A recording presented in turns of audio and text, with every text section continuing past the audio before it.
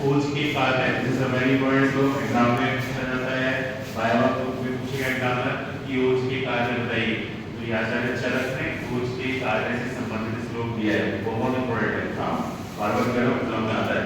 What the श्लोक says, ये खोजसा वर्तेति क्रीडिता सर्वजंतवा यदिते सर्वभूतानां जीवितं नावतिष्ठते यत्सार्वादो गर्भस्य यत्तद् गर्भदशादृशा संवर्तमानं हृदयं समाविशत् यत्पुरा यस्य नासात् नासोऽस्ति धारी यत् हृदयम् आश्रितम्। This is a very important shloka, खोज के कार्य। तो इस श्लोक कैसे याद रखना है? उन सारे श्लोक है कंफ्यूज हो जाते हैं। ये जो मोहब्बत है, ये जो मोहब्बत नहीं, ये जो ओज है, ये जो ओज है, तो ये ओज सा, ये जो ओज है, ये जो मोहब्बत नहीं, ये जो ओज है, तो ये ओज सा वर्तेति, ये जो ओज है वो क्या करता है?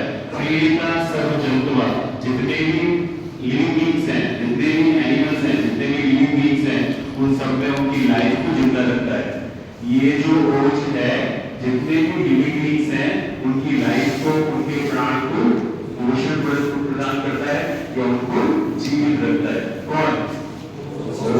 ये जो ओज है, क्या याद रखना है? ये जो ओज है, जितने भी लिविंग बीइंग्स हैं, सर्वजंतुवा, उनके प्राणों को पोषण करता है। क्रीडिता, क्रीडिता मतलब उनकी लाइफ को पोषण करता है, नरिश करता है। यदिते सर्वभूतानां जीवितं नावतिष्ठते, जितने भी पंचभौतिक शरीर है, सर्वभूतानां पंचभौतिक प्राणी है, जीवितं नावतिष्ठते, उनके अंदर ओज रखा हुआ है, इसलिए वो जीवित है। जितने भी पंचभौतिक प्राणी हैं, सर्वभूतानां, सर्वभूतानां मतलब जितने भी पंचभौतिक शरीर हैं, उनके अंदर ओज रखा हुआ है, इसीलिए वो शरीर जीवित है। तो ये जो मोहब्बत नहीं, ये जो ओज है, किसमें? सब जंतुओं में उनके प्राणों को पोषण करता है। अब हम जंतुओं की बात कर चुके, तो उनका जो पंचभौतिक शरीर है वो जिंदा है, क्योंकि उसके अंदर ओज रखा हुआ है। तो सर्वभूतानां जीवितम, जितने भी एनिमल्स हैं, पंचभौतिक शरीर हैं, सर्वभूतानां वो जीवित हैं। जीवितम नावतिष्ठते, किसकी वजह से? क्योंकि वहां कोई बैठा हुआ है, तिष्ठते है, कौन बैठा हुआ है? ओज। तो जितना भी पंचभौतिक शरीर है वो जीवित है, क्योंकि उनके अंदर ओज बैठा हुआ है। तीसरी लाइन कहती है यत् सारम आदो, सारम आदो गर्भस्य, तो जब गर्भ की उत्पत्ति होती है, आदो, आदो का मतलब प्रारंभ में, आदो का मतलब बिगिनिंग में, तो जब गर्भ की उत्पत्ति होती है तो सबसे पहले जो सार भाग बनता है वही ओज बनाता है। यह गर्भरसा, और उससे गर्भरस की उत्पत्ति होती है। तो जब गर्भ का निर्माण होता है तो सर्वप्रथम जो सार भाग है उसी से ओज की उत्पत्ति होती है। संवर्तमानं हृदयं समाविशत् यत्पुरा, और वो उत्पत्ति होने के बाद कहाँ पे जाता है? संवर्तमानं हृदयं समाविशत् यत्पुरा, और पूरे शरीर में घूमता है, यानी उसका सेंटर प्लेस है और घूमता वो पूरे शरीर में।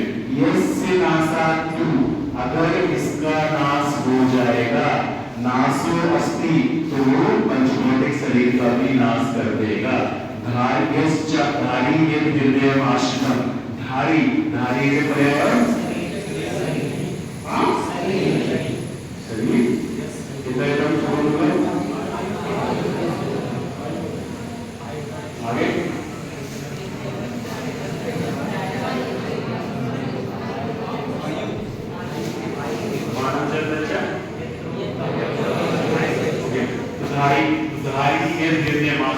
तो अगर इसका नाश हो जाएगा तो वो शरीर का भी नाश कर देगा, जो हृदय में अपना स्थान लेके बैठा हुआ है। आज के बाद कोई नहीं बोलेगा ये जो मोहब्बत है, क्या बोल रहे हैं? ये जो ओज है, ये जो ओज है वो कहाँ रखा हुआ है? प्राणियों के प्राण को जीवित करता है, प्राणियों के प्राण को पोषण करता है। तो ये जो ओज है वो प्राणियों की लाइफ को नरिशमेंट प्रोवाइड करता है। और प्राणियों की बॉडी किससे बनी हुई है? पंचभूत से। तो सर्वभूतानां, अब वो पंचभूत तुल्य जीवित हो गए, तो सर्वभूतानां जीवितम कैसे हो गए? किसकी वजह से हो गए? क्योंकि वहां कोई बैठा हुआ है। कौन बैठा हुआ है? तिष्ठते, मतलब बैठा हुआ। तो ये जो ओज है वो जितने भी लिविंग बीइंग्स हैं उनकी जो पंचभौतिक शरीर है वो जीवित रहता है। क्यों? क्योंकि वहां पे कोई बैठा हुआ है। कौन बैठा हुआ है? ओज। उसके बाद यदि सारा मानव गर्भ से, तो जब गर्भ में निर्माण हो रहा होता है तो गर्भ से सर्वप्रथम ओज की उत्पत्ति होती है। उसके बाद संवर्तमान निर्णय समावेश पूरा, और जब उसकी उत्पत्ति हो जाती है सबसे पहले वो हृदय उत्पन्न होता है, उसके बाद पूरे शरीर में घूमता है। यस्य नासातु नासो अस्ति, अगर इसका नाश हो जाएगा तो वो बॉडी का, शरीर का भी नाश कर देगा। धारी यद हृदयम आश्रितम, और उसका जो आश्रित प्लेस है वो कौन सा है? हृदय। This is a very important श्लोक। टॉपिक का नाम क्या है? ओज के कार्य। क्या नाम है? ओज के कार्य। एग्जाम में क्वेश्चन आएगा ओज की निरुक्ति, ओज के स्थान, ओज का गुण एवं ओज के स्वरूप का वर्णन करते हुए ओज के कार्यों का विस्तृत वर्णन कीजिए। तो हर चीज के अपने मार्क्स हैं। ओज का श्लोक लिख दिया, ओज की निरुक्ति छोड़ दी तो नंबर उसके कट जाएंगे।